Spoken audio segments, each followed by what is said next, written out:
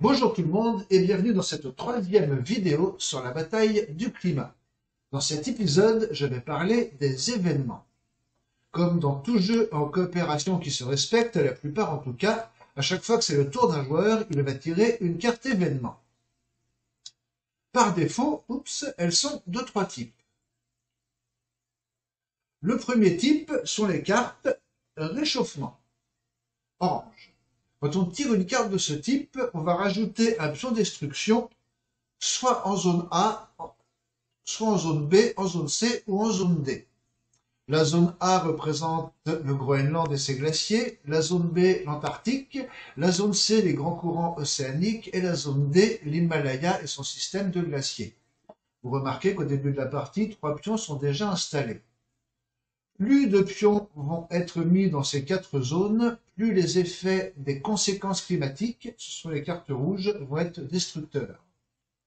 Donc, si au début d'une partie, on tire beaucoup de cartes réchauffement, on va s'en aller vers un scénario où chaque carte conséquence climatique va entraîner des choses de plus en plus graves. Le deuxième type de cartes événements sont les baisses de production. Quand on tire une carte de ce type, une des régions va voir sa production de pétrole baisser. Le pétrole est une énergie globale. C'est mieux quand c'est en équilibre. Il y a une petite jauge là qui indique à l'ensemble des joueurs où en est la production pétrolière.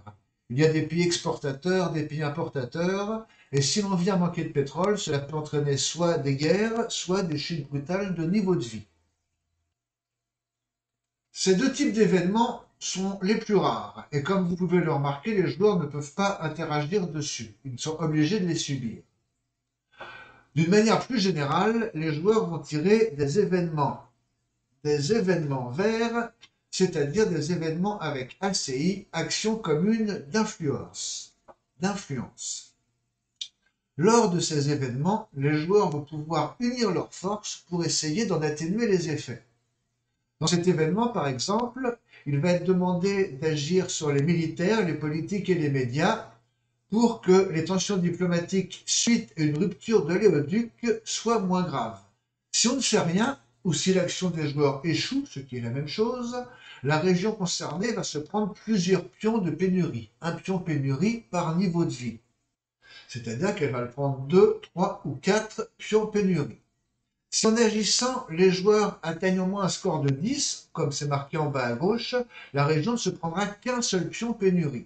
Et s'ils atteignent un score de 14, cette carte événement n'aura aucun effet.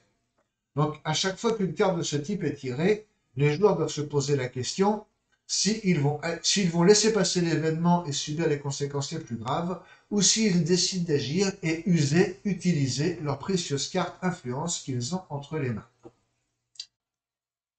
Ça, ce sont les trois types d'événements par défaut. Il reste les conséquences climatiques. À chaque tour de jeu, le pion vert va monter sur cette colonne, j'y reviendrai en détail quand je parlerai des gaz à effet de serre, et de temps en temps, il va rejoindre ce pion rouge. Quand cet événement arrive, on prend une carte conséquence climatique et on la pose sur le paquet des événements, ce qui indique que lors du prochain tirage, c'est cette carte qui va être tirée. Ici, par exemple, nous avons une vague de chaleur qui va s'abattre sur la région active, entraînant pas mal de dégâts sur cette région, et des dégâts qui vont aussi se répandre dans un nombre de régions égal au nombre de pions de destruction placés sur la carte. Vous voyez le principe. Je vais m'arrêter là pour aujourd'hui, et bientôt j'expliquerai en détail les actions communes d'influence, puis comment fonctionnent les gaz à effet de serre plus en détail. Merci à tous d'avoir écouté jusqu'au bout, à tout bientôt, et c'était Xavier sur le canal de la bataille du climat. Ciao, bonsoir.